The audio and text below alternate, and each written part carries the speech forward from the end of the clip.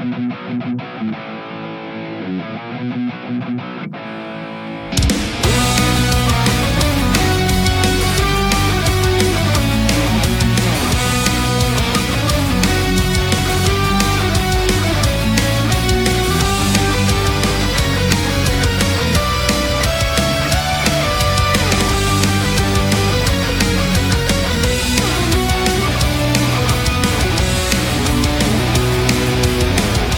up, Fidderinos? Welcome back to the Game Addicts podcast, a show where we talk about the modern and retro video games that we play and collect. I am your player one, Brando, and joining me here today is this podcast player two, Mike. Hello. This is episode 90, I do believe. Yes, 10 more to the big 100. Tell you what, man, it's an awesome feeling, really. I mean, I've always said a lot of podcasts don't go past 10. Yep. You know, they start up, they're fun, and then they kind of fade away sometimes. And I'm so happy to still be doing this show with you after all this time. It's awesome. It's grown. We got some new equipment over time. We have a new piece in front of us, which yes, I'm really excited about. Yes, we are. Today, first off, I want to say, a big thank you over to our friends at Podcastrophe, Mr. Dick Blaine Tyner and Tyler McLaughlin. I was on their show, which you can go check out right now. The new episode of Podcastrophe, episode 50. Yeah. So a big landmark episode for them. Go check that out over there on the Journey to Comics Network, journeytocomics.com. And then go to, also be sure to go over to Podcastrophe's Facebook feed, where they're live every single Tuesday at 5:30. You can watch the show live. And they had me there. It was great. A great time. Tyler was hilarious. I got to, I got to sit back and watch the Podcastrophe implode. We watched the entire skit of Chris Farley and Kenan Thompson from the All That thing that kind of made circles with the ketchup and the chocolate. I love that one. We watched that whole thing, and we were having a lot of fun, man. I miss Tyler. Yeah, me too. In fact, he's going to be back here on this show here within the next week or two, I do believe. Awesome. I'm going to get him set up. We're going to come in. I don't know what we're going to talk about. I don't know what things are going on.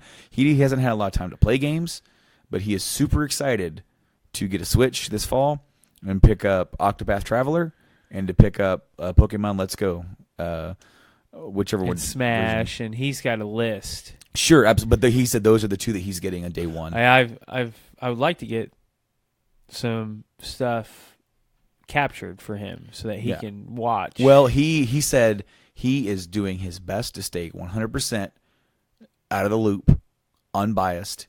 He has heard nothing more than what he heard when he worked with us, other than it's doing well and that people are liking it. And that he said that is enough. I don't want to know anymore because he wants to experience it. And I said, on the other hand, I've heard quite a bit because it's hard to get you to not want to talk about it because you're so excited about it because you're loving the game. I do. And of course, that makes me want to go buy it, but I'm telling myself, just wait till Mike's done so I can play it. Oh, stop. I got plenty of games to play for myself. Right. I have, a long list. And really, Brando, you don't have time to play anyway. Yeah. With as much as we've been working lately and with as much stuff as we've been doing. Last night's podcast with Podcastrophe went a long time. Yeah. Tyler was a little late, so we weren't exactly on the 5:30 button. It was more like maybe 5:50 by the time we actually started. Right. And we went for about 3 hours and 18 minutes. Yep. Full-blown podcast. And it was a great time. Today here on this show, though, we got a few bits. We are not going 3 hours today on No, this show. we are not. No, sir. No, sir. We do have some news. We got some stuff that happened over the last week I'd like to touch on and maybe converse about. Of course, we have the results of round one of the greatest controller of all time. You have a pickup. And, well, technically, yes. But it should be fair to say that we have a pickup. Fair enough. We have a pickup. So we've been harping on each other.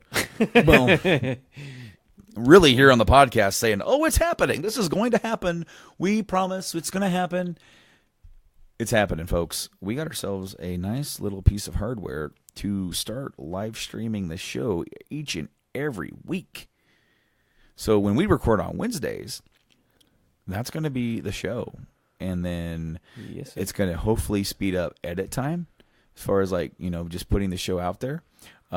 whenever we record the show, it's going to not only go live out on Twitch, I'm going to export that show over to YouTube. I'm going to have that capture immediately be downloaded onto the hard drive. So then all I got to do is take that video file and convert that down to MP3. And you're done. And I'm done.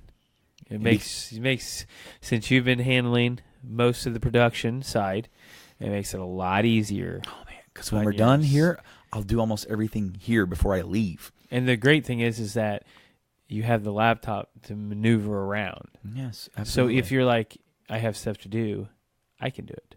Yeah, because we haven't had really. You've had the dedicated laptop at your house, sure, and now we have one that.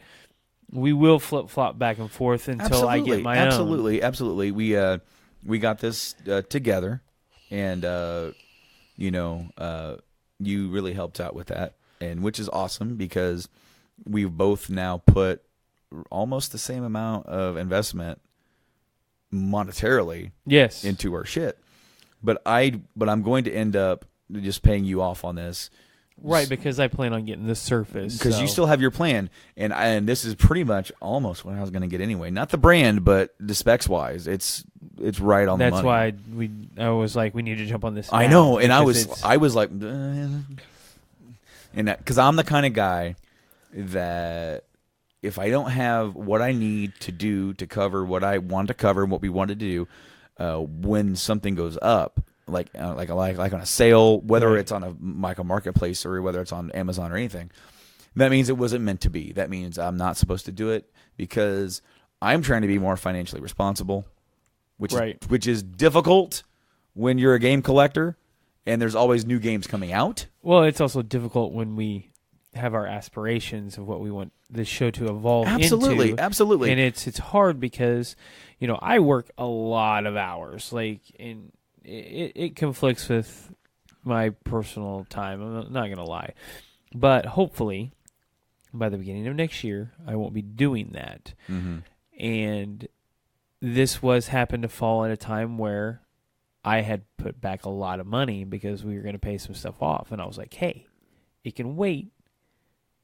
This is what we need. Because I matched the specs with what you sent me. And I was like, okay, this is pretty much identical. I think the only difference is that the 1060 on this only has 3 gigs of VRAM, and the one that I was looking at had like a little more. But literally, that's the only difference. Right, and that's it. And this has more actual memory. This actually has a terabyte. It has a terabyte, which helps out a lot. It has a terabyte, plus it has like a little small solid state. Yeah, 120. 128. Yeah, 128. So that it felt right, and I was like, man. And then he gave us a lot of extras. Which is awesome. I mean, that helps us out a lot. I mean, it really doesn't help us out, but in the grand scheme of things, it does assist. So it's just, I was excited to finally be able to. So I bought that Elgato. I have to look back at what podcast it was, but a long time ago. It's been a while. And I have yet to run it. And actually capture on it. Now, I have ran it. We have tried. I got that set up to where it would, but I didn't want to bring an entire desktop into the game room, hook it all up, and start it. I'll be experimenting. And that's why I gave you the Elgato to experiment with. Because at least this weekend you might be able to get sometime, maybe. But you'll have more time than I do. Maybe Sunday I'll be able to get back there. But anyways, yeah. So we actually have the hardware to do what we've been harping to do for the past year. Absolutely. So I'm excited. I am excited too, because then of course we're looking at, we need to start looking at kind of a way to set up in here, kind of like how we used to do with the video for a while, and that way we can live stream it. We can be sitting here. We can have. I don't really care about the back. I actually like the little posters and like the view and stuff like that. But we'll have our little table. We'll have us, and we'll be, doing our show, and basically the live stream is there to just capture that and go out live. And then, of course, I have already made some early, like back when I thought I might be able to do it on mine, some overlays, right? To go over all that stuff. But and then that stuff's going to be probably tweaked knowing me. Once I get it in there and I start seeing it, I'm probably going to end up tweaking stuff to make it more like what I want. I already know how we're going to set this up. Oh, yeah? Yeah. Well, I have the 6-foot stand. Mm-hmm. So we're going to put it on a 6-foot stand, and I'll just mount the camera. And then I have a 10-foot 3.0 USB extender. And that one has 6 foot on it. So we have 16 feet. So we'll just run it on the ground, and we're done. We'll see. I'm also going to be buying at some point. I don't know if I'm going to have this by the time we start, but I am going to buy this really neat looking webcam that I found, and it actually screws into the stand, into the camera stand. We have ours, so we'll use that temporarily. Yeah, but like that'll actually do that, and then we just have the extender. I'll have this here to monitor and do all that stuff, and we're gonna do our show. I think that another thing that we'll do is I will probably build or buy. Probably gonna build a stand that won't have to be on the table.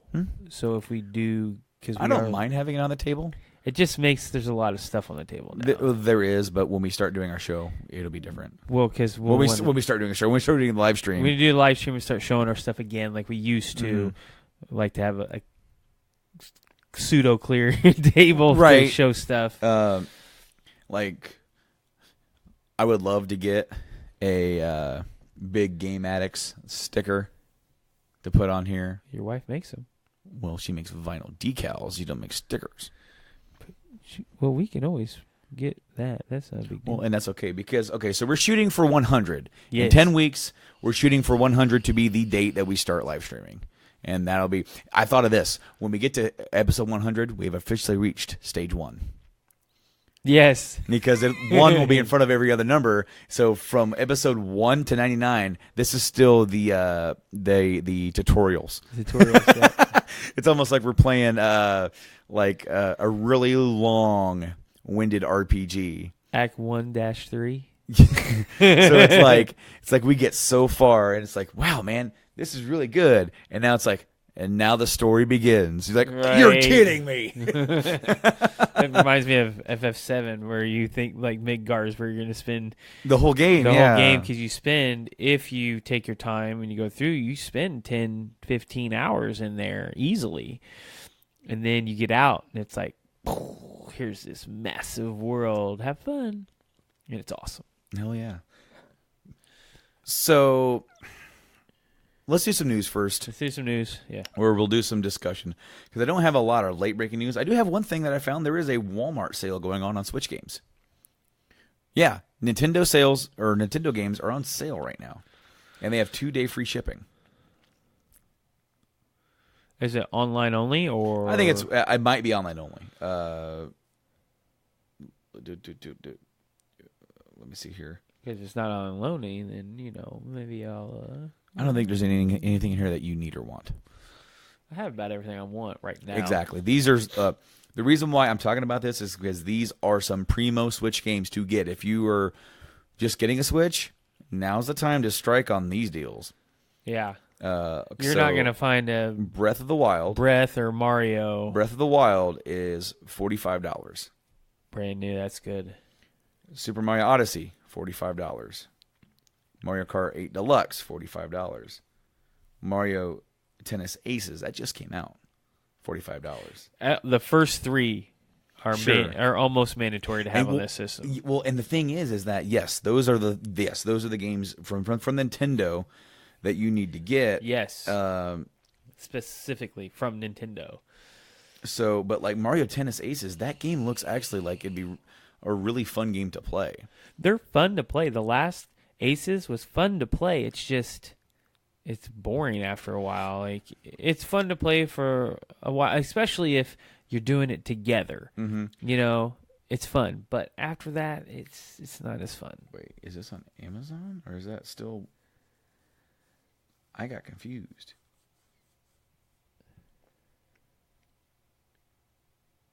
I got confused for a second. Because then it's showing Mario Kart. No, I'm sorry, Mario Kart. Smash Bros. Ultimate. But it's just the pre-order on it, like on Amazon. You pre-order the Super Smash Bros. Ultimate official GameCube controller. Does that have the USB? The GameCube to USB? It's on here. If it's on there, I might. The adapter, the Switch GameCube adapter is $20. Shoo. And to hook it up, you have to hook it up into 2 different USB ports. Ooh. I don't think that's going to be compatible with PC. No. I bet someone will make a software that'll make it think that it's a Switch and allow you to... Somebody will. I mean, there's some bright minds out there. The new GameCube controllers are $30. And they're brand new GameCube controllers that you could buy and play on your GameCube. Because they have that GameCube little end, that connector. So wait, they connect to 2 USB ports? Yes. Because there's the picture. Okay, hold on. I'm going to go look because, that's a dock. Kind for of. 4. Yes, it is a adapter for 4. Okay, so that actually would only mean that it goes for each, 2 for each, because there is only one. And let me pull my Switch up here. Now, see, one is black and one is gray.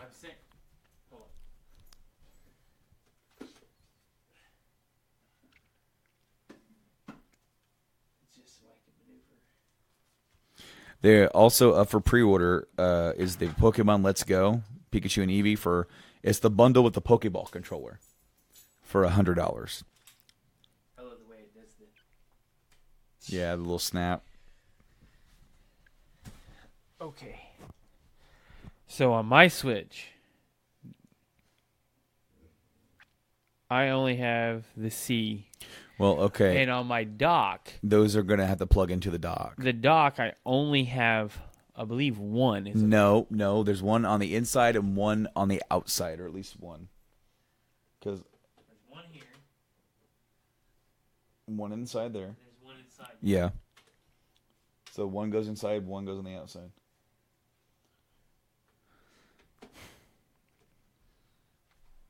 Yeah. So yeah, that sale's going on. Definitely. Definitely looking into that. Like if you don't have any of those games, now's a great time to go pick them up. And I got all of my games, excluding 8, because Mario Kart 8 Deluxe came with the system. And the only thing you don't have is the case for that. And I'm looking at.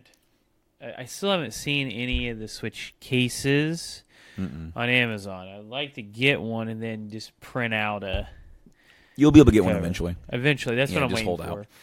Because then you could print one and get that all nice. And I actually saw someone made some custom cases for the Game Boy Advance games using cassette, like just blank cassettes. Yeah. And someone did a full. They used the one I saw online was a Metroid Zero mission. Yeah. And it looked really nice. So we've had some Bethesda stuff kind of go on. Yeah. So I told you this the other day walking into work that Bethesda threatened a lawsuit against a guy who tried to sell a copy of Evil Within 2. It was still sealed. It was PS4. And so when you go on Amazon with sellers, they're going to list it as condition. Well, what is that condition? Sealed. Brand new. New, right? Now, Bethesda's like, whoa, pal. That's not new because you're not a suggested retailer. And odds are the warranties, since you bought that from us and we already have your money, if you sell that as new, someone else buying that from you will not get the same warranty protection. It's like, you just got really technical, which makes me think, okay, now that guy was understandably, like he went along, okay, he took it down, but he was still kind of pissed. And I can understand that because if I bought a game that I never played, like I have a sealed copy of Final Fantasy IV Game Boy Advance. If I go to sell that and Square goes, you can't do that, I'm going to be pissed. So I can do that privately, but I can't do that online. So that I feel like we as gamers, and in this community we have, whether you're retro gaming, modern, whatever, if you're in the business of buying and selling games, which we kind of all are. Yes. To if some you're extent, a collector, yeah. You are. If you're a collector, whether or not you are selling a whole bunch of stuff or just selling whatever, I have sold stuff to get other stuff. Right. We need to reclassify our grading system. Yes. So that way, I mean, I understand when it's sealed, that means new. I get that. But GameStop sells brand new games that are not sealed. Yes. Okay. So, which irks the shit out of me. Same here. I've done it. They take them out. They put them in a freaking slip. And then they put the open case up there and says new. And then they give it to me, and so that CD has already been, or that disc has already been scratched. It's at least been handled. Yeah, and it hasn't even been in a fucking freaking system. Never been played is more accurate to new. So, all right. I think that what got it was that he said new sealed. Now, if he would have said, it's so hard. That's why I'm going to come up with this, okay? Ugh. And I'm going to borrow, as you know, and people here on the podcast, if you've been listening for a while, I've been collecting vinyl for about a year. I bought my first set of vinyls before I even got a player.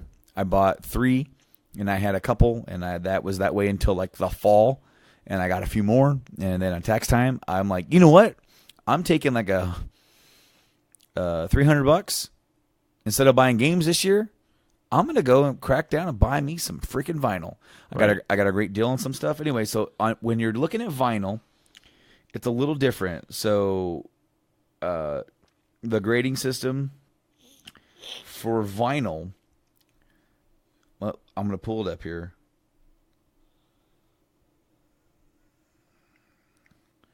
Because it is nothing is listed as new, okay?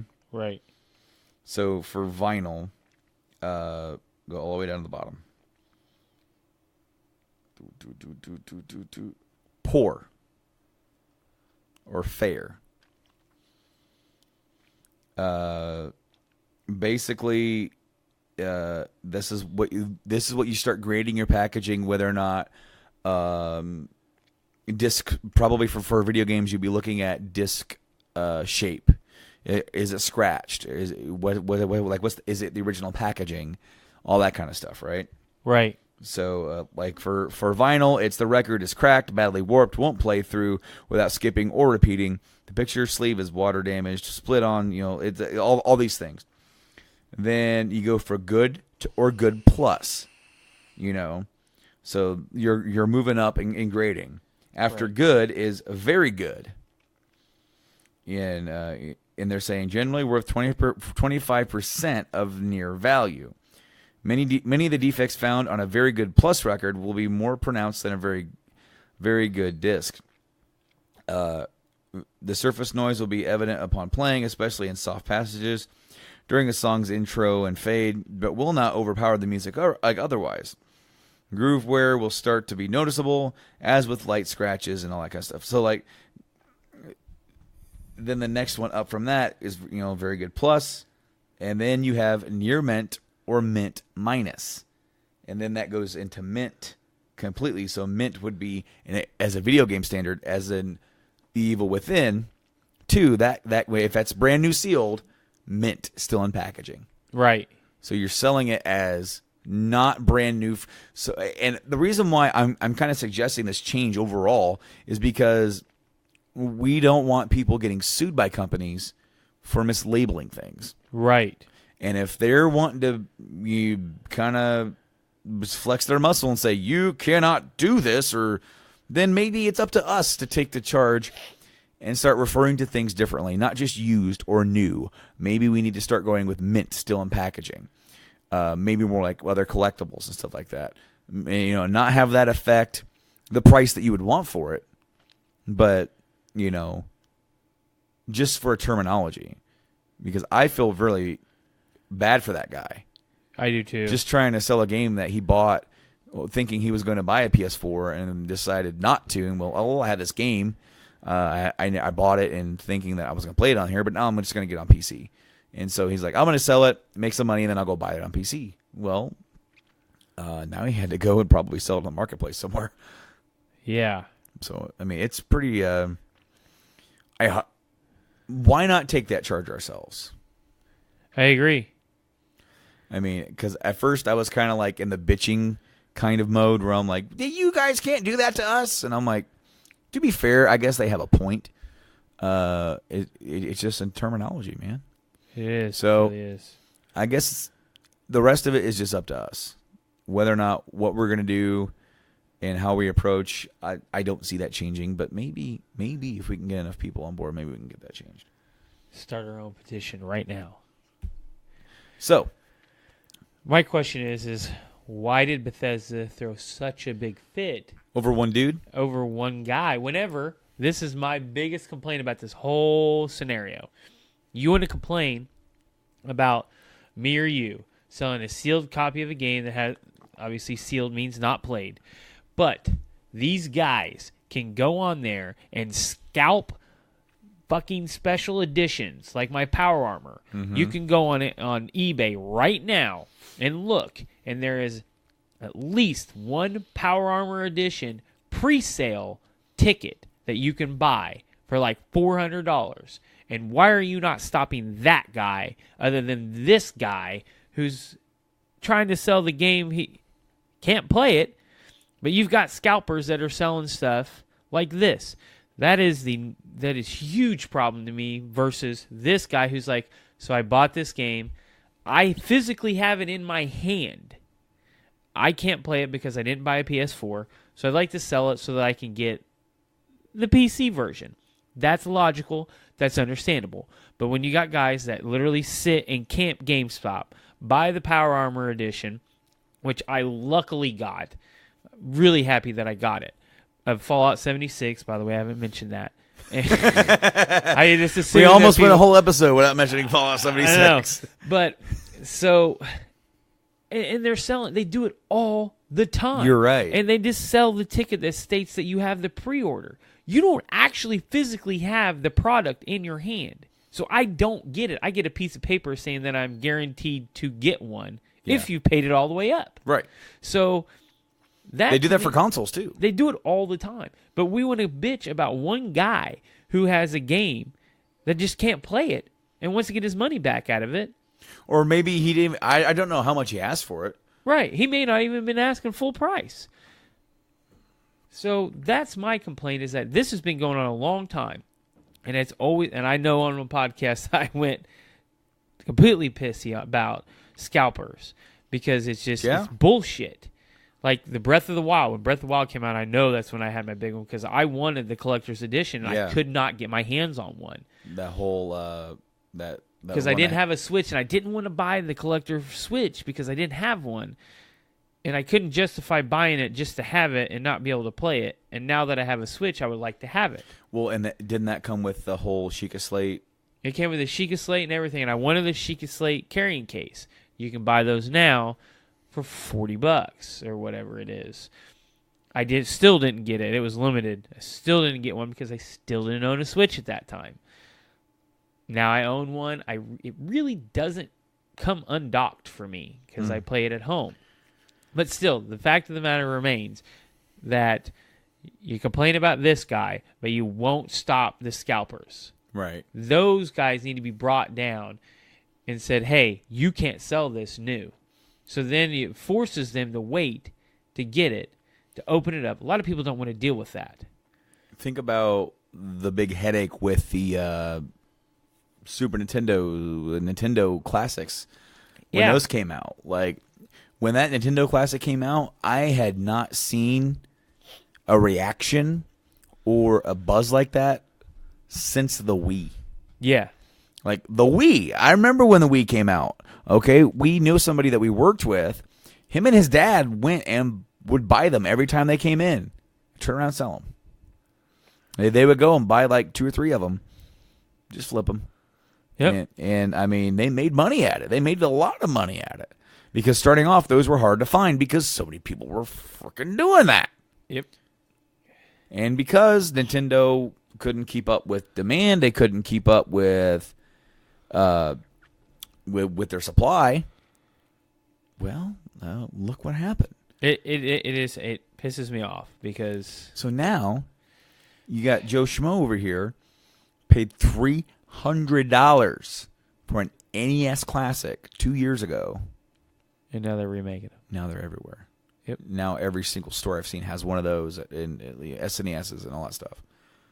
It's all about supply and demand. And see, Nintendo finally is like, yeah, we finally have enough. And thankfully with the SNES Classic, it was never that bad. It didn't get as bad as the original NES. No. And I remember guys around here, people would trying to sell them for $130, $140. And I went into Best Buy. And literally the first thing that's sitting at Best Buy is a stand-up table with 30 to 40 of them on there. Yep. And somebody took a picture and posted it on the marketplace like, don't buy this. Buy it. If you want one, go to Best Buy right now and buy it. And spend half the price. Half the price. Yeah. It's just, it blows my mind. I mean, I understand there's certain things that I would be very inclined to spend a little bit of extra money for. Sure. But the price markup on some of this stuff is ridiculous. But the fact that somebody is getting attacked for selling something, but all these other people that do it all the time do not. Right. It blows my mind. Yeah, some dude somewhere selling a game, but Bethesda's like, what? Who brought that to their attention is what I want to know. Like I said, I want to know why it was such a big deal. Because, like I said, I can go on there. I literally will go on right now, and I bet I can find brand new sealed games. And nobody's throwing a fuss about them. I'm going to. So continue. No, it's just like I really don't have much else to add to this because it's just ridiculous. Like the other story that I have is the whole IGN plagiarism crap. Where right there. Power Armor Edition, Fallout 76, pre-sale, PS4 version, $350 or best offer, plus $20 shipping for the PS4. They've got an Xbox one, sold out, of course, the way they label it, sold out everywhere, $330 for Xbox One Edition. So why are we not stopping them? Yeah. I don't know. But somebody has been stopped, and that is Philip Amuchin. Is he a Muchin? Muchin? Well, he was a Muchin of IGN. He worked for IGN. He was an editor. He's a former editor. He no longer works for IGN, and he was a host of Nintendo's Game Chat, or it was whatever their podcast was for Nintendo. And so this was just posted 6 hours ago today. IGN pulls ex-editor's post after dozens more plagiarisms accusations surface. Yeah. What did I tell you the other day? If you done it once. If you get caught plagiarizing and you're doing writing, if you're doing material, if you're doing whatever, odds are that's not the first time you did it and got caught. It's just the first time you got caught doing it. And now when they go back and check all your other stuff... So the gaming website IGN, this is according to Kotaku, is working to remove all of the posts written by former editor Philip Muchin, or Mayuchin. I can't remember. It's Miucin. Yeah, Muchin, who was fired last week for plagiarisms after internet sleuths found that dozens of his articles and videos were copied, rephrased from other websites without,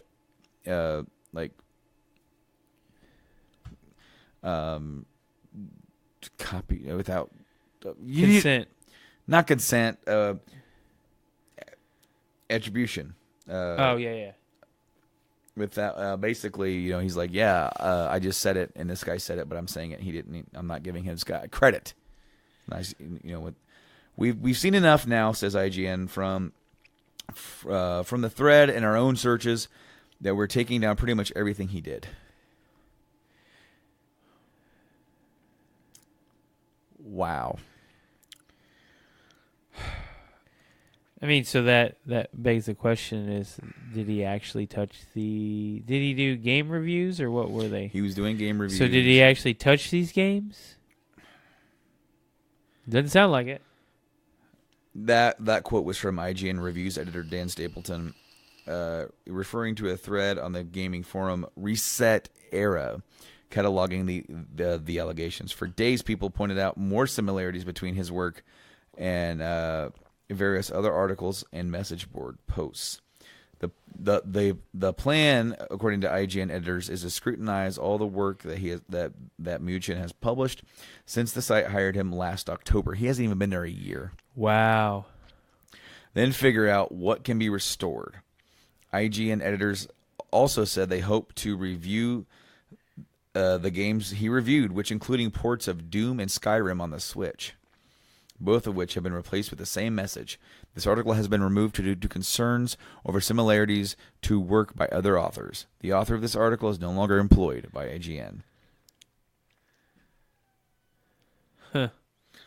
This move comes after a week after a YouTuber accused Muchin of plagiarizing a review of the game Dead Cells, which led to IGN firing him last Tuesday. That was followed by our coverage at Kotaku, which noted an additional case of apparent plagiarism following a review of FIFA on Switch. It doesn't say that in the article, but I want to say that's the one that it was for. On Friday night, Muchin posted a video response on YouTube saying that any Dead Cells plagiarism had not at all been intentional and suggested that he had not done this sort of thing before. You can keep looking, Kotaku, and please let me know if you find anything, he said. In the video, and setting they off did. a chain of subsequent discoveries and accusations of dozens of more instances of apparent plagiarisms. He has since moved the video from his YouTube channel. The lengthy list of accusations against him now include Bayonetta 2 review that drew from Polygon, a video that took word for word from a NeoGAF post, and a number of videos in which Muchin read excerpts from Wikipedia about topics like Super Mario Odyssey, Shantae Half Genie Hero, as if he had written them. The list even includes an Octopath Traveler article that copied from one of his own IGN colleagues' reviews. Oh, wow. Much to that writer's dismay. Tipsters have pointed me to dozens of instances in which Muchin has took directly from other sources, some of which are rounded up here, which is some pictures here. So see if we can... can I see them, please? Even his LinkedIn resume is copied from a job website template, a job template website.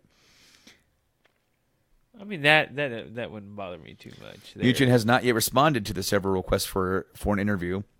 Several IGN editors have made public statements about the event. Deeply disappointed and upset that it's looking more and more likely that we unwittingly hosted work that was directly lifted from, or at least best heavily derived from others, wrote IGN editorial manager Justin Davis on Twitter. I assure you we are taking very active steps to remove it all and to make it right. I feel betrayed. Tonight, IGN took down more content over concerns by some of the work that Philip may have copied. After 18 years at IGN as a reviewer, that was wrote Fran Mirabella. As 18 years as an IGN as a reviewer, a producer, it's despicable. Authors and supporters affected, I'm sorry. Nobody at IGN stands for this. This is a personal statement of my own. Yeah. Piece of shit. How hard is it? My thing is they're giving you these games to review them.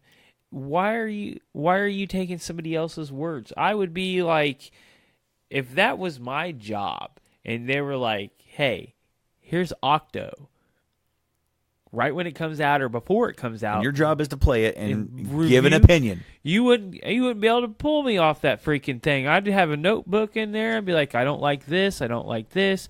And maybe you can take a little bit of inspiration from how somebody else does it. That's different than word for word review. Well, and that's it. It's like, why would you plagiarize a review?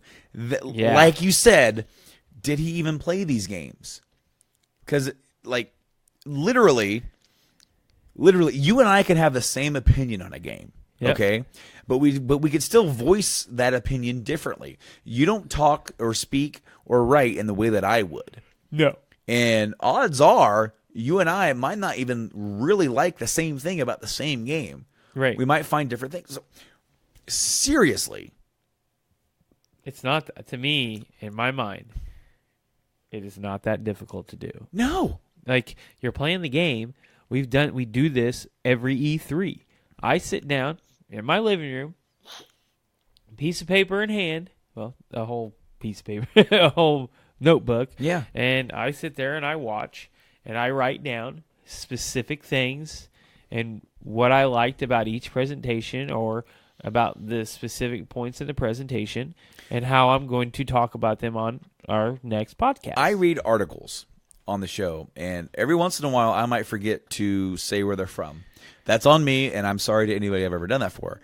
I have never once said tried that was yours. Said that that's mine. I've never said that this is most this of the podcast. time you say this is from IGN. IGN, Kotaku every once in a while. Yeah. Somewhere, and a lot of our stuff comes from IGN. Yes, and or Kotaku.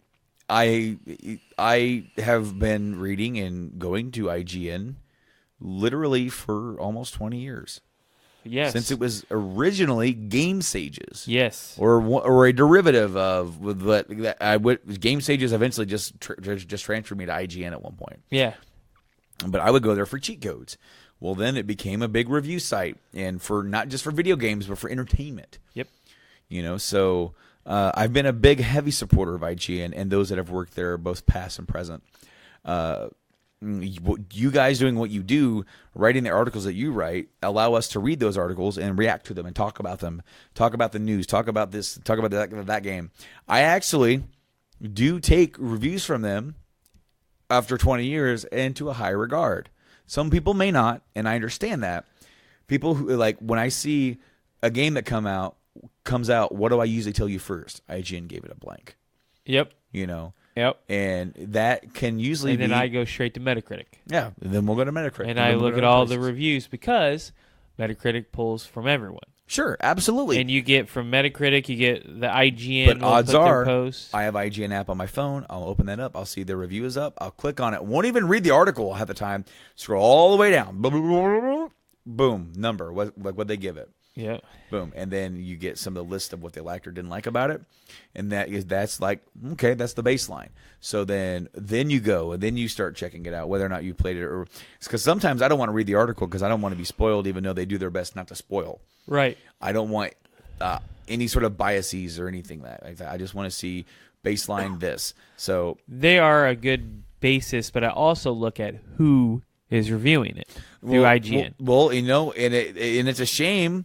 Because I'm sure I've looked at some of this guy's reviews. Well, you're not looking at his. Well, no, you're looking at apparently they're not his. Wrote. So it's like, hey, they gave Skyrim on the Switch of this.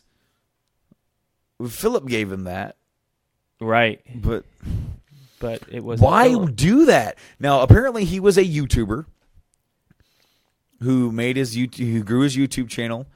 And then kind of used that to launch into working for IGN last October, apparently. Right. How do you fuck it up that quick? Well, the question is how many of them old videos are other people's reviews? That's if I could pick up this mic off the stand and drop it, I would have done so. No, because you don't want to break it. I don't want to break it. We need to get one to do that. Just a random mic so we can... Thud. No, seriously. It's not hard. And I understand that I don't write game reviews for a living. So I don't know how hard those guys have it. But I do know how to play a game and how to form a fucking opinion. And that's all it is. That's all that, to me, that's what it is. Now, you do have to put in, a little bit more meat into it other than this is my baseline opinion. You have to know how to write. Right. If you're going to do it, you have to know how to write. And granted, I didn't go to school or go to journalism school like some others to go do that. But if I started trying to do it, I think I might be able to do it. I enjoy writing, so if I would get better over time, you would hope. But goddamn, like seriously, you're gonna have of all the things to plagiarize, a video game review. I just don't understand it. It doesn't. I can't get it to sink in on why. I mean, like I said did he before, just not want to waste the time to do it? We need you to. It would be like, hey, Mike, we really need you to review FIFA for Switch. That might not be a game that you definitely want to play. Yeah, for me, I would be like, why don't you pick something else? but then again, if you're working under the Nintendo umbrella, under IGN, I would do it. And they give you Nintendo games to review. Your job, other than hosting videos or podcasts, your job is to write reviews and to post content onto the site. So it's like, look, we have this stack of games. Sorry, buddy, you kind of came in. You're the last guy here today. Yeah. We had 3 games, and you got stuck with FIFA. You may be a little, but that is something that needs to get done, because think about how important, and just in video games or just for the Switch, that FIFA game is, and to get that information out to people, whether or not it's good or bad, because that is a yearly released game series for the other consoles that is now being ported over to a handheld console hybrid that is missing probably some features and may not even be built on the same graphics engine. Right. So it is very important for you to play that game and give an honest review of it. How does it run? Especially being at a premier reviewer like IGN. Yes, exactly. IGN's name is top of the list. I mean, that's almost where FIFA is not the first game I'd ever want to review. Never. I have no desire to play any FIFA games. But dude says we need you to write a review on this. Tell me what you think. I want to know everything. Give me your honest review. Yeah.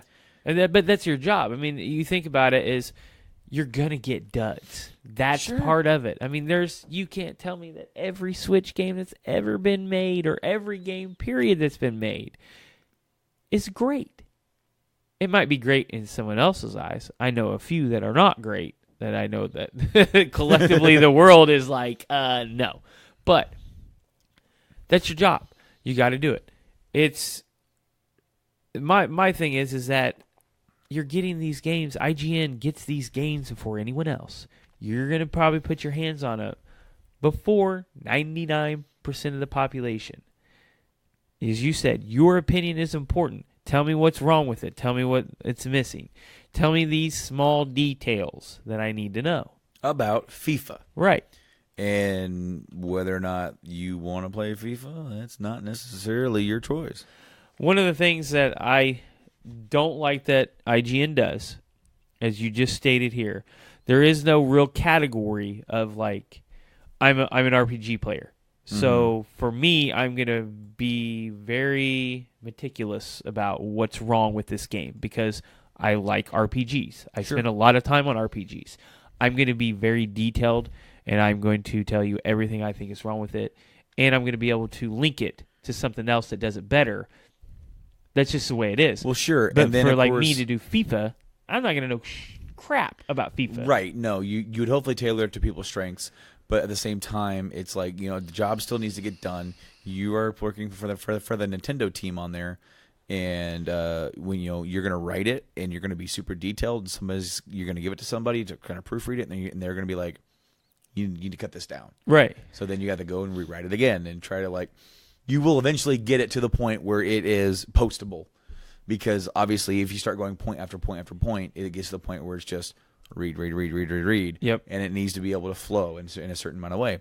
That's what the team does, because you'll write it, I'll read it, I'll tell you keep this, maybe scratch this is maybe not less important, or find a different way. Consolidate it. Consolidate it. Yes, exactly. So, I mean, yeah, let's all try not to copy other people's reviews. Please. I go on YouTube and I look at reviews, but I don't form my own opinion off of that review. The only opinion that I'm forming is I may or may not go buy that game now. I have multiple YouTubers that I watch for games. I really like ESO. I've watched all his stuff for Fallout 76. I just like watching his opinion because he's a big Bethesda fan. Mm-hmm. There's other people like that. Their opinions, especially ESO's, is important to me because he is a quote-unquote super fan. He is going to break that down. Right. That's important because I want to know, okay, me and him almost had the same opinions on stuff. He's probably going to dislike the same things I'm going to dislike. And there's other YouTubers, but he's the one, I say the Fallout thing because that's kind of what I'm into. I don't really know like the guy. I watch a guy that does Octo. Sorry, I will put you in on the next one. I don't want to quote anybody and get plagiarism pulled on me. But I watch his stuff. He describes like, strategies and stuff that he does. I like that. Like you said, this is a job that has to be done. People value IGN's opinion highly. It's just like one of the games you told me that, well, this YouTuber or this IGN guy only gave it this. Well, then I look back through his work. He doesn't do that normally. So I kind of sidebar his opinion and I look for somebody else's. Yeah. But as a whole, when IGN comes through, like Breath of the Wild, 9.8. Yeah, it deserves a 9.8. Hopefully this guy didn't write that one. I hope not either. But it was point on. Well, I guess he wouldn't have wrote it because he wasn't at the site. So yeah, he wouldn't be there then. But I'm just saying that you can't do that as a big-time IGN person. Damn, so think about it. All right, so he got hired in October. And since October, all his work is plagiarized. Almost all of it. And Skyrim came out Doom and Skyrim came out around November. Yeah, probably a couple of his first works. That's awful. It is. It's especially when you're looking at ports of those big games, and you're going to put them on the Switch. It's the same story as FIFA. When you have, this is a port of Skyrim for the 17th time, sure, but now it's on a handheld hybrid. How does it run? How does it go? And does it work? Obviously it's a Bethesda game, so it's going to work sometimes, but it's going to be buggy. It's going to be buggy. But how? And I guarantee they didn't fix any of the bugs when they ported it over. But then, like, how's the overall frame rate? How playable is it? Yeah. And that is important. And where do you lose frame rate? How's the frame rate in handheld mode? Yep. with that resolution compared to what's it like when it's docked? Yep. That's stuff for the Switch that you need. Being a part of Nintendo, you have more work, in my opinion, because you have to play the game docked, and then you have to start it again. I would start it again, just being how I am. I'm going to play the game in handheld mode. This is what I like, because I don't like in handheld mode. That's that. Then I'd make another block that says docked. I saw increased frame rate, obviously, better clarity because you're on a larger screen. But you have to do that with a Nintendo product right now. Yeah. Because it does have two modes. Yep. And sometimes it's gonna, it's gonna run better docked than it is. It's almost always gonna run better docked. That's just the way. But then sometimes you have a good parity between the two, where it's like it runs a good regardless. But you still have to do your due diligence, right? So you have to. So yeah, we're gonna end this podcast on a higher note. Yes, we are. As we go through the results of the round one voting for the greatest controller of all time. So the votes are in. Twitter and Facebook. Thanks to everyone for voting. Yes. We got some really good shares on this, and a couple of these got some votes, man. And some of them are blowouts. Yeah, definitely. But we do have a couple close ones. Now, Mike and I still have a vote. The unfortunate thing here is that I already see where our votes are going. You don't. You maybe have some hints, because I just told you numbers and didn't tell you what they were for. Right. So you know that there's like some are here or there. I already knew all my votes. So seeing the results would never even have changed my initial vote. Well, there is like one of them I'm torn on. Is that the Cube and Super? Nope. I've decided right now which one I'm going to go for, and don't do it based on votes. That's I'm the not. hardest part. No. Because I'm doing it based off the two, and I'm like, it's kind of controversial. But anyway, so the polls were on Twitter and Facebook over at Game Addicts Play on Twitter and on Facebook. The bracket is pinned on both. If you go to our pages, it's up there. I will be updating the bracket probably tonight or tomorrow to show the round twos. I'm going to put the voting up. Well, when I say tonight or tomorrow, I mean like as you hear this, probably today. Right. Thursday, after I get home from work, I'm going to be doing some work and get that stuff updated, get the bracket updated, move forward the winners to meet the second round. Of course, those in the second round have buys. I went over the bracket last week here on the show. We know who have buys. We know who have gone forward. It is 100% completely random. We have the only thing that I did was write down all the list of controllers that I could to get to 24 because 32 was pushing it. I'm like, I'm just going to be like, yeah, at that point, you're doing fillers. Yeah, well, and I already had a couple on here. Should have put the Virtual Boy in there. He would have got 0. Well, the first matchup is round one is the GameCube regular wired controller versus the Super Nintendo controller. Now, this is a difficult one because I love both controllers. Yeah. But I know where I'm going, and that's Cube, because I think that that's one of the best controllers made. So, I'm going with Super Nintendo. Because, wait. What'd you just do? I don't know. I don't know. Because that's not right. I think I might hit a wrong button. Which isn't good. I'm pretty sure. Yeah. I hit one wrong button. Because, yeah. All right. So, yeah, I'm going with the Super Nintendo. Because, like, that was... Okay, so that was the first console I ever owned. Right. Okay, I played an NES. I played a ColecoVision, which isn't even on here. Right. I didn't even bother putting that thing on here. But... No, man, the Super Nintendo, it has just a great feel, and it was the first controller to ever introduce shoulder buttons. Yes.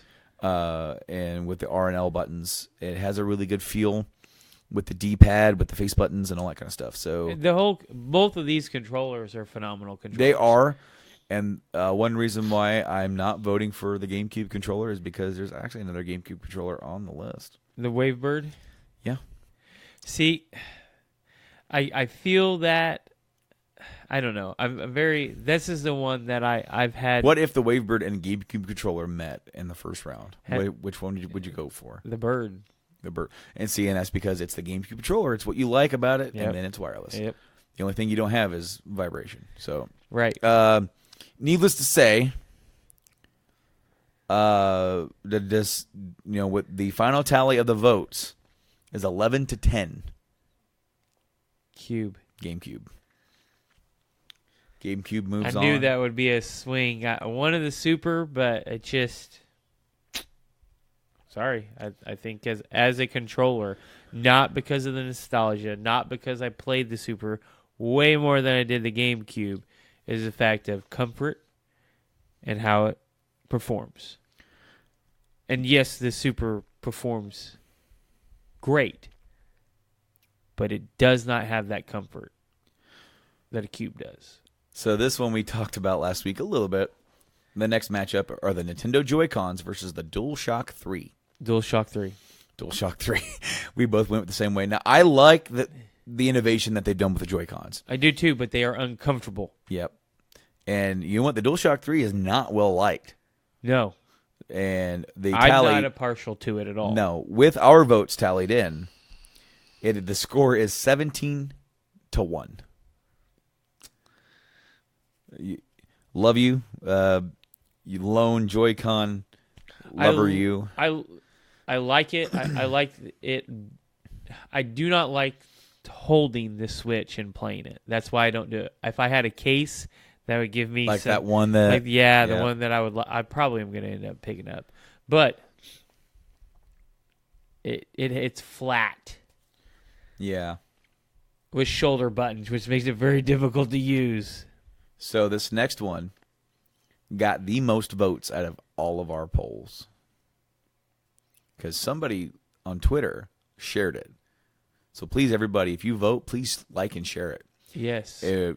I want even more. I want the next round to get even more votes. I want us to have difficulty. I want there to be tight votes. And as it gets closer and closer, I feel like it's going to get tighter. Yeah. This is the Sega Saturn versus the Nintendo 64. Is that not the one that you were expecting to have the most votes overall? No, definitely not. And same here. I know where I'm going. I absolutely hate the 64 controller. Okay. Because the freaking boomerang, you could not use the D-pad. What I like about it is you pretty much, in one controller, have two different modes of play. You have a traditional D-pad with 2 shoulder buttons and 6 face buttons. Right.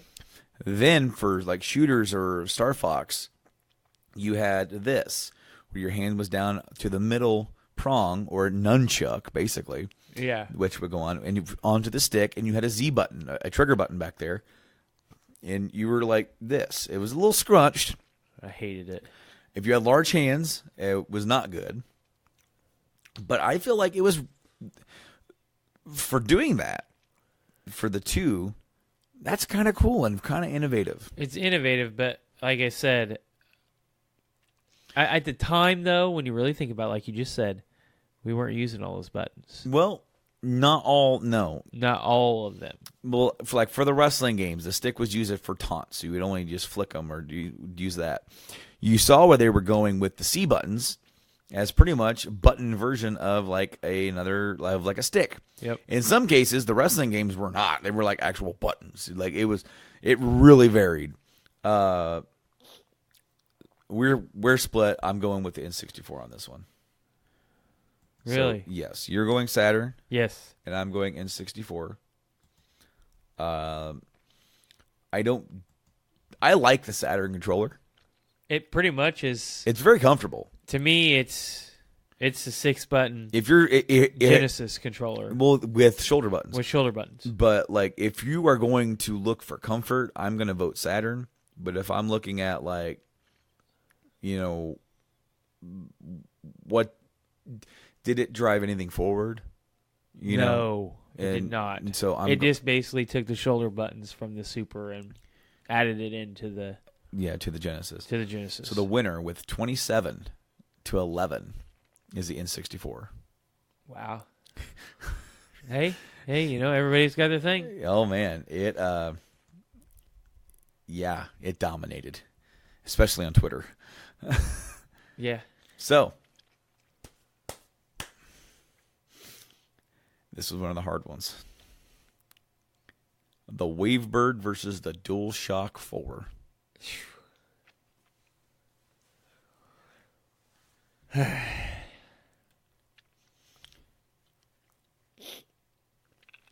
you waiting for my opinion? Yes. Because that's hard because I kind of already gave away my vote. The bird. Yeah, the bird is my vote. Mine is the bird. But I cannot deny that I don't like the DualShock 3 at all. Yeah. But the DualShock 4, definitely an awesome controller. Would I like to see them change what we used to do? Better sticks. Well, better grips on the sticks. On 2 of my controllers, I have the Xbox One sticks. They are fantastic. I love them. To me, that made the whole controller better. They do sit up a little higher, so once you get used to that. See, I preferred it. Actually, some of those I had to put the little grippies on them that we couldn't. So make them higher, and I had grip because I can't. Those controllers, I have difficulty gripping over long periods of time. My thumbs would always slide off a lot. I really feel like the DualShock 4 took basically, man, that is one of the most comfortable controllers in my hand. But it is. So is the GameCube. I'm telling you, that Wavebird was just, I mean, it's being the Wavebird. Well, okay. It's innovative. For being wireless and for it not having any rumble. With the batteries, it's got some heft to it. It's a weighty controller, so it doesn't feel too light. But that was the first true wireless controller. And it took batteries. Now, the DualShock, it feels, in comparison to the DualShock 3, it's night and day.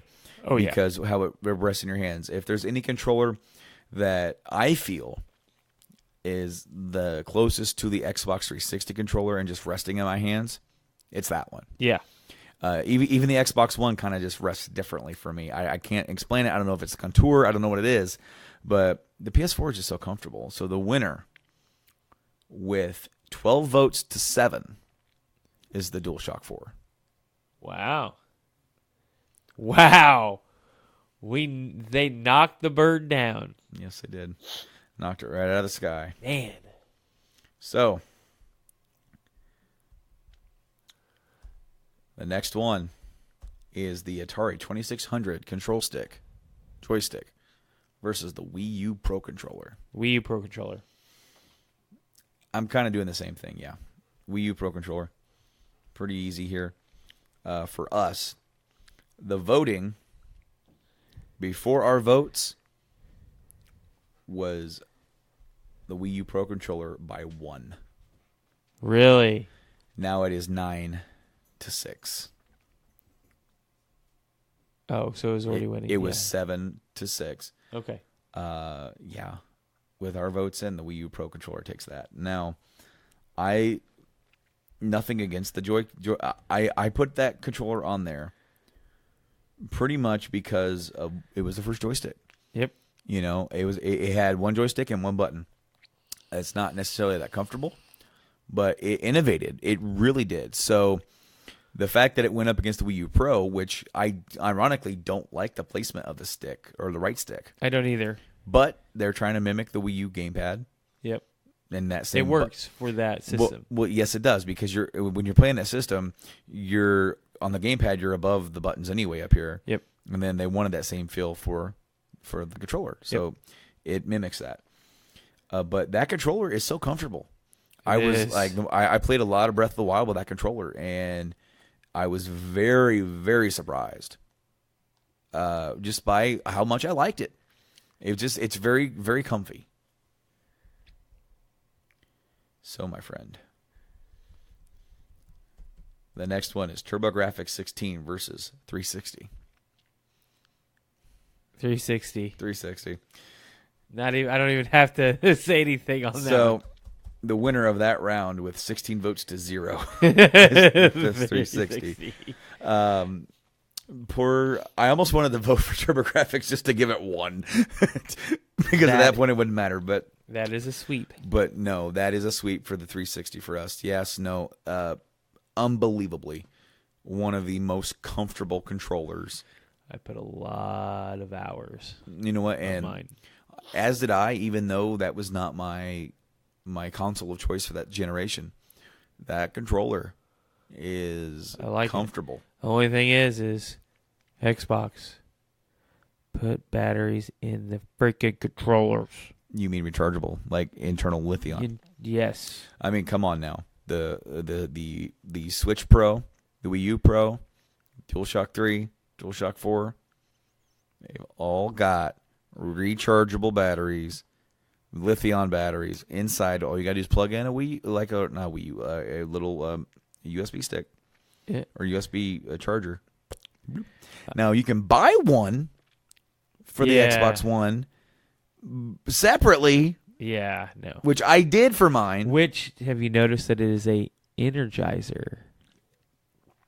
So I'm thinking the Energizer has a little dipping their toes in that. Well, I don't know. Is it an Energizer one? The official. Let's look. I'm pretty sure the one that I had for my 360. No, okay. I was talking about Xbox One. Well, I'm looking at. For the Xbox One, you can buy an official Microsoft branded battery for a rechargeable pack inside. But I'm saying that the rechargeable kits. Oh, the kits, they have different ones. They have Nyko, they have different ones. Right. But Rob had Nyko ones. But okay, for the Xbox One, you can go and buy a Microsoft branded internal battery And the way that they have the Xbox One, for the 360, you had a little, like, it was almost like changing ammo. Yeah. And this one, it's actually built into it, and it's harder to change them, which is difficult and stupid when you're trying to game and online and all that crap, right? But if you just you have to go buy the $60 controller, and then go buy this, I can't remember if it's $30, $40 battery to put in the goddamn thing, which I bought the controller, and like 3 years later, I bought a damn battery for it because I just got tired. I got tired of it eating batteries. So, like, I would much rather just play and then plug this in when I'm done. So I'm wondering,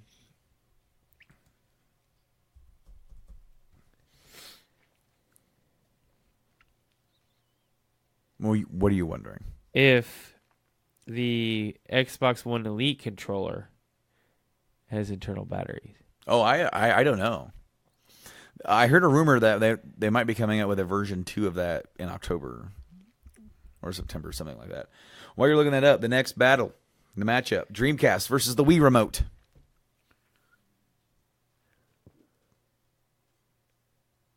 Dreamcast versus the Wii Remote.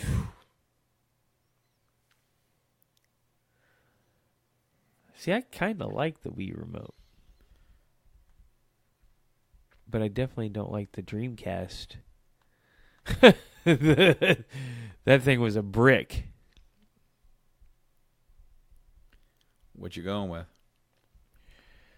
Because... Is it a swinger? The vote is tied. And basically, whatever one of us goes with is going to break it unless the other one goes the opposite. And for this one, I will say my vote first because you seem to be torn. I thought I had it all set, but and I don't want you to swing your vote because of me. I want you to I think I'm going with the moat. That's what I went with. I'm going earlier with the when I said that it was going to be a close one, and I had trouble deciding, and then you said don't let the numbers. That was it. it. That was it. What it makes me reconsider is that so many people, not a lot, but people have voted, and it's like, well, is it really that bad? But then when I think back on it, I'm like, it had cool features. It was just uncomfortable. It can be uncomfortable, yes, but it also has the ability to expand it with the nunchuck and get that. You have the ability, like, it was so just, it rested in your hands. And it brought in motion controls, sometimes great, sometimes bad. Tell you what, when I got my Wii, I bought it with a ton of games. Like, I bought a bunch of stuff with it before I'd even touched it. And first game, Metroid. And I'm playing it, because that's why I bought it. I'm playing it, and I'm trying to hold it, suspended in the air, and move around and shoot. And I'm getting sick, because I have real bad motion sickness.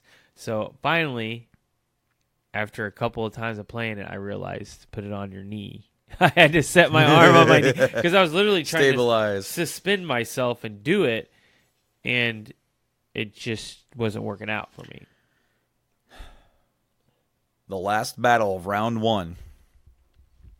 The NES controller versus the Xbox S controller. Now, this is the second controller that came with the Xbox. This is the majority of what people played with. Yep. The Duke is the bigger one. This is the much smaller one that had that moved the black and white buttons from along the same line of those. And because if you look at the Duke, you have your little ABXY buttons. Yep. But then right in the same contour would be the black and white. So almost like a row of 6. Yep.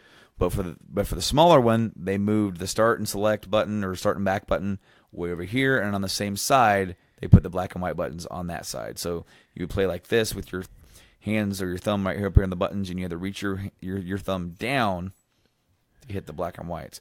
Not hard, but definitely you got to get used to it. Preferably, I like the Duke better. I liked it. That was the first one. That's what I had. I'll ever play with it once with the Duke, which is not enough for me to say. Like between the two, because I played a lot more with the S, so that's what I'm comfortable with. See, I played when I bought mine and right out of the box modded it. Hey, puppy. That's what I did. Yeah. And I played You it. had the Duke. I had the Duke, and that's what I prefer is the Duke. I don't like the D-pad on the Duke. But my vote, NES. Well, I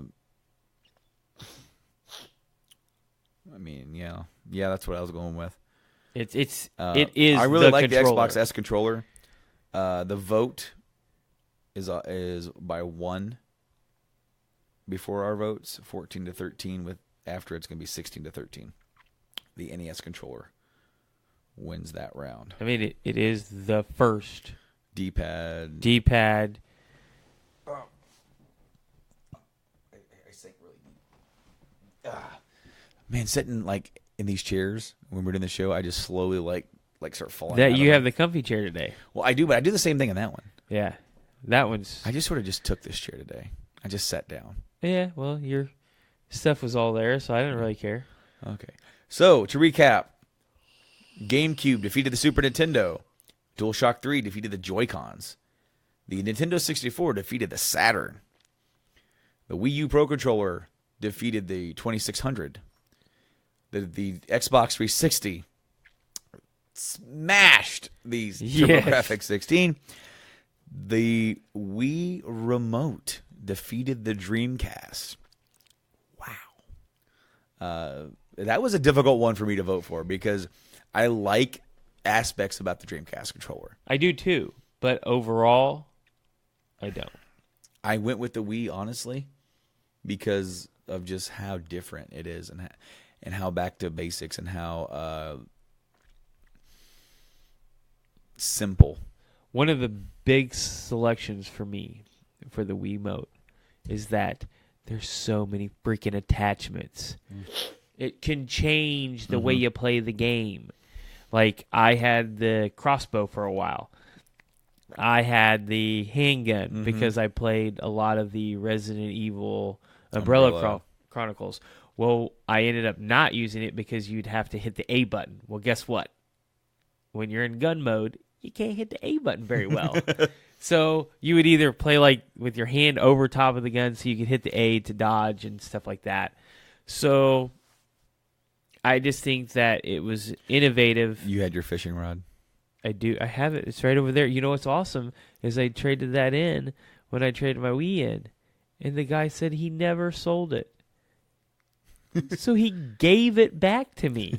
He said, "You can take it back. Nobody's going to buy this because it's cool. I have a fishing game for it. I liked it. It's very hard, but I did like it. It's fun. It's unique. It sucks to drive the boat with it, but who cares?" The last one, of course, the NES defeated the Xbox S controller. Now, what does that mean for our bracket? Ooh. Because we need to let you guys know what round 2 is.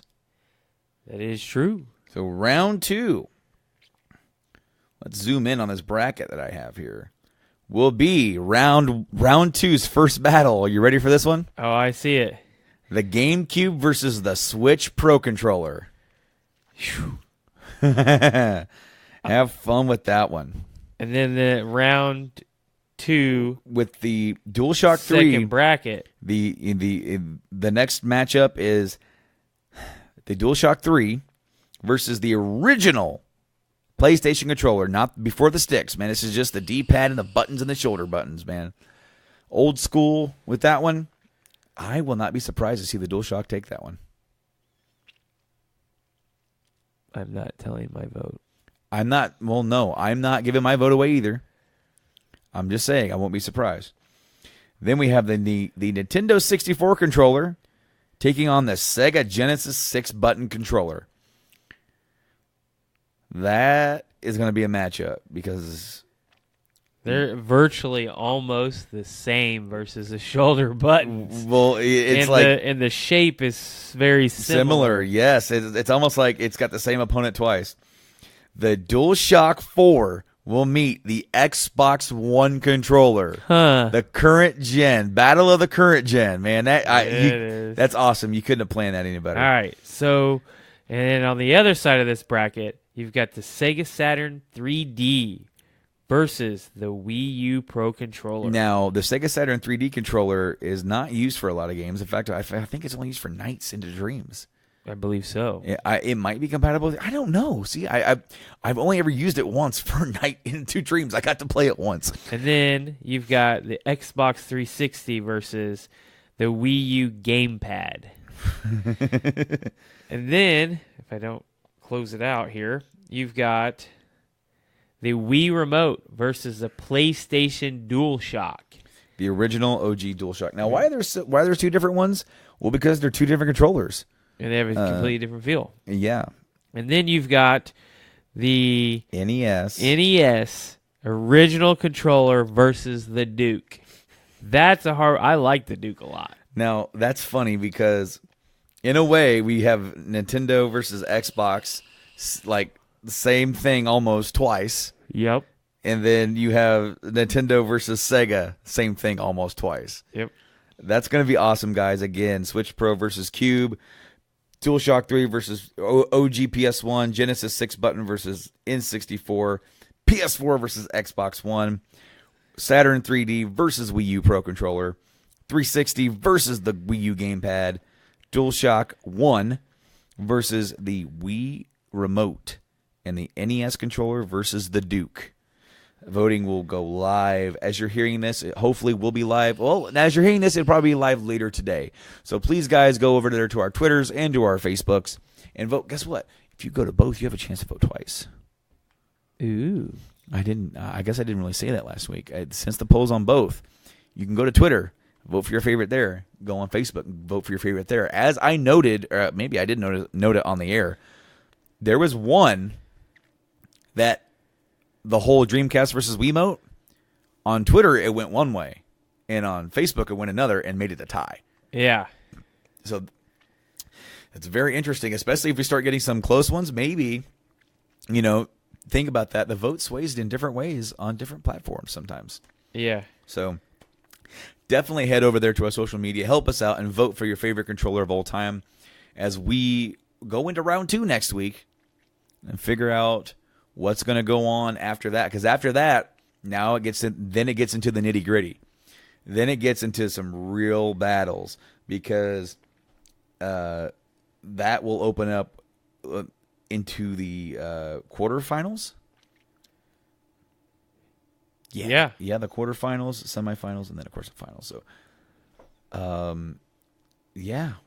it's going to be really great. Of course, go check that out.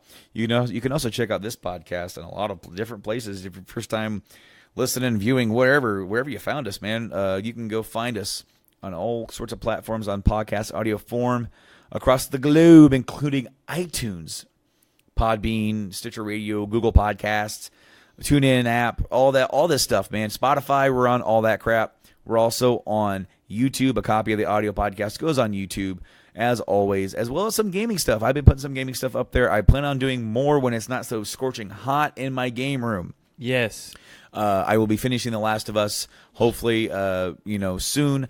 But, of course, I got some testing out to do next time I play games. And hopefully, with this new setup, I will be able to do some Octo.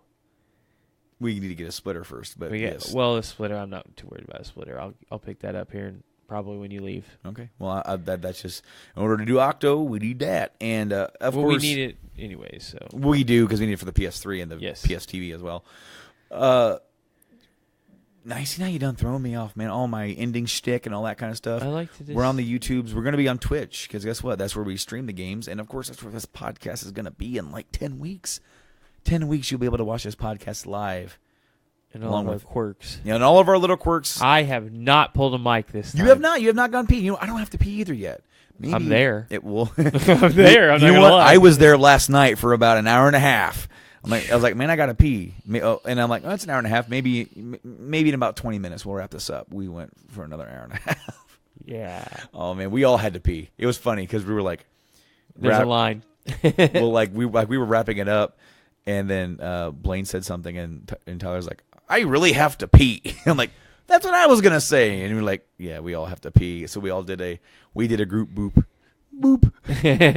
But it was great, man. Great time over there. Go check those guys out, like I said earlier, and over there at Podcastrophe. And please check us out on all of our stuff. Like, subscribe, rate us, help us grow this thing.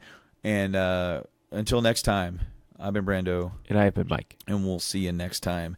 Game on, guys. Have a good week. We're going to see who wins round 2. Fight!